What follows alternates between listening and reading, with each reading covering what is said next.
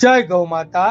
આજે તારીખ 11/8/2025 ના રોજ કરુણા ગૌસેવા ધૂન મંડળ અને વિપુલભાઈ વિનુભાઈ ચાચડના સહયોગથી કરુણા સેવક ગૌસેવા ચેરિટેબલ ટ્રસ્ટના ગૌસેવકોએ એક ગાડી લીલો ઘાસચારો સુરત પાંજરાપોળ આખાખોલ ગામની ગૌશાળાના ગૌવંશને અર્પણ કર્યો। ત્યારબાદ પાંજરાપોળના બીમાર ગૌવંશના વોર્ડમાં બધા જ બીમાર ગૌવંશના પડખા ફેરવી તેમની સાફ સફાઈ કરી તેમને પાણી પીવડાવી તેમને લીલો ઘાસચારો આપ્યો। જય ગૌ માતા, જય ગોપાલ।